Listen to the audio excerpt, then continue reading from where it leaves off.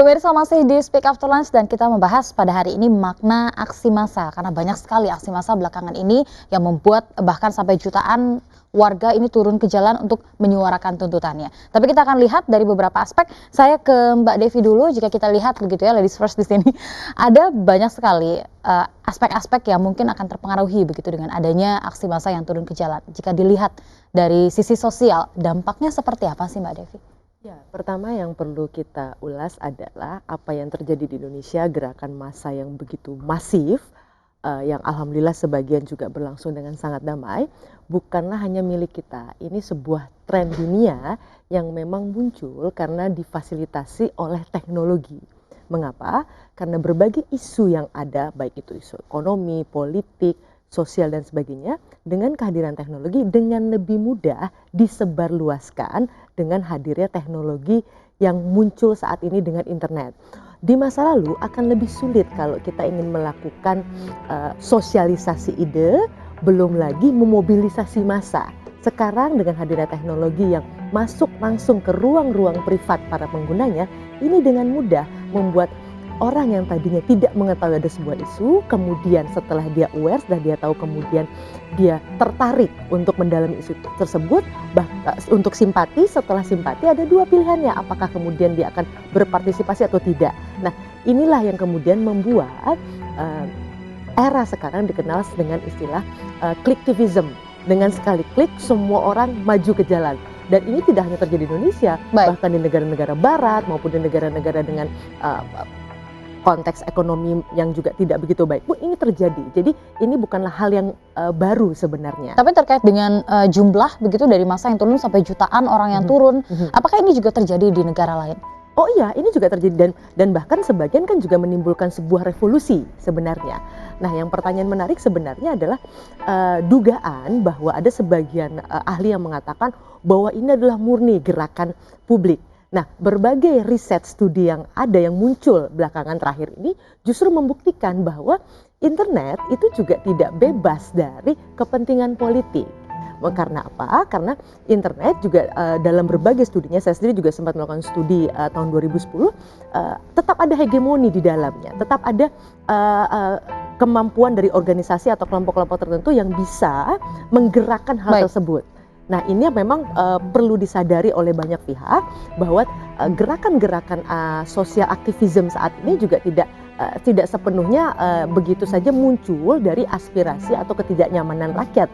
Nah, ini yang juga perlu diwaspadai, walaupun kita percaya bahwa trennya sekarang bukan tren lagi orang kemudian mengarah pada kekerasan atau protes yang sifatnya menghancurkan atau destruktif. Baik, jika kita lihat begitu ya, kalau dari MUI ini kan sejak awal memang tidak menginstruksikan umatnya untuk turun ke jalan, untuk melakukan aksi dan lain sebagainya, tapi tidak juga melarang jika memang ada yang ingin turun ke jalan, menyuarakan tuntutan dan lain sebagainya, hanya saja tidak boleh menggunakan atribut. Nah, tanggapan Anda kalau misalkan kita lihat banyak sekali aksi-aksi yang sampai saat ini akibat triggernya mungkin ketika 4.11, 2.12 ini dianggap sukses untuk menurunkan secara damai, sampai akhirnya dilanjutkan dengan aksi-aksi lainnya. Saya berpendapat dari akarnya dulu ya. Jadi kami berpendapat bahwa ini ada akar masalah yang sangat fundamental yang terjadi saat ini, yakni ada kehilangan yang sangat. Kehilangan apa itu, Pak? Yang sangat dirasakan oleh publik, oleh masyarakat. Pertama adalah kehilangan kepastian dan keadilan atas hukum. Jadi yang selama ini mereka tidak lagi bisa memperoleh keadilan, tidak lagi bisa memperoleh kepastian akan hukum. Nah, inilah trigger pertama yang menjadikan satu muara, ya, satu perasaan yang membangkitkan satu emosi, dan wujudnya adalah gerakan-gerakan yang timbul. Jadi Anda setuju jika ini memang dikatakan sebagai akumulasi begitu dari hal-hal yang sebelumnya seperti yang Anda katakan tidak mendapatkan keadilan begitu dari pemerintah. Itu yang pertama, dan yang kedua adalah perasaan kehilangan akar untuk memperoleh jaminan kepastian hidup. Nah, ini yang menjadi masalah yang mendasar yang kemudian tadi muncul dari diskusi-diskusi dan perasaan yang sama, kemudian komunitas yang besar, dan akhirnya mencapai titik puncak pada 212 ya. Dan kalau kita lihat apa yang disampaikan Mbak Devi mungkin agak berbeda dengan kami. Di dunia lain ya, di dunia internasional, aksi massa itu nggak lebih dari ratusan ribu saja, dan ini adalah jutaan masyarakat yang turun ke bawah, dan bukan hanya muslim, semua umat turun ke bawah ya, menyuarakan perasaannya, menyuarakan keinginannya, agar satu yang diinginkan adalah sesuatu yang terserabut dari mereka, kepastian hukum dan keadilan. Ini yang harus mendapatkan perhatian dari Baik, sehingga kita pada semua, saat ini termasuk pemerintah. ketika aksi-aksi ini berlanjut, menurut Anda dari aksi yang sebelumnya ini memang belum ada kepastian hukum yang mereka dapatkan sehingga aksi seperti ini masih terus Ya berlanjut? justru aksi itu besar ya, massa itu besar berkumpul dan berakumulasi itu karena sudah merasakan hal ini terjadi sudah sangat lama, dan puncaknya yaitu tadi di tanggal 2 bulan 12, dan itu sangat fenomenal yang mencapai jutaan. Dan saya kira ini jangan sampai diabaikan, bukan hanya tuntutan kepada persoalan yang elementer, misalnya tuntut Ahok, itu adalah elementer.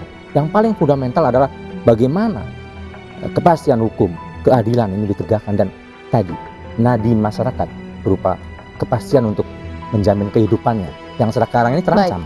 Nah, ini yang paling pokok saya kira. Baik, Pak Emrus, jika kita lihat begitu ya, demonstrasi ini juga merupakan salah satu bentuk komunikasi yang dilakukan oleh masyarakat. Tapi jika kita kaitkan begitu dengan politik yang tadi sempat disinggung oleh Mbak Devi juga, tanggapan Anda seperti apa? Yang pasti bahwa terjadi demonstrasi itu kalau dari kacamata demokrasi dulu ya, itu adalah hak gitu ya, setelah kita reformasi, dan itu merupakan dijamin oleh undang-undang.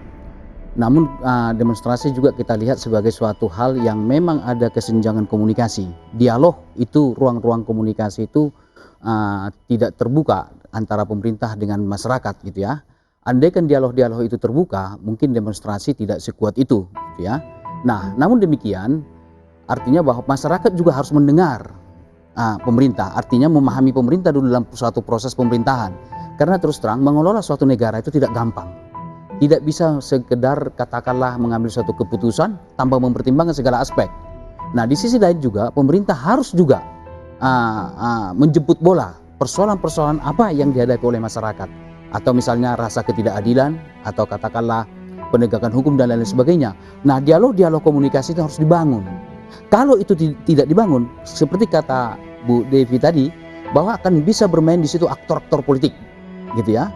Jadi aktor-aktor politik akan memanfaatkan situasi kesenjangan komunikasi ini, dialog komunikasi yang tidak berjalan ini untuk kepentingan-kepentingan politik tertentu. Baik, tapi jika kita lihat begitu dari aksi-aksi kemarin, nampaknya yang Anda sampaikan seperti dialog-dialog tersebut baru terbuka ketika memang masyarakat turun ke jalan. Kemudian perwakilan dari mereka baru kemudian diterima. Betul. Oleh karena itulah merupakan suatu tuntutan dari masyarakat, dan pemerintah sudah merespon itu. Bahkan sudah melakukan dialog dulu, ada makan siang bersama, saya kira sudah ada Pak Jokowi sudah mengundang pimpinan agama dan lain-lain sebagainya. Nah, oleh karena itu sekalipun memang menurut saya itu terlambat, tapi lebih baik terlambat daripada tidak sama sekali. Artinya apa? Itu harus dibuat dalam suatu perencanaan, dalam suatu pemerintahan.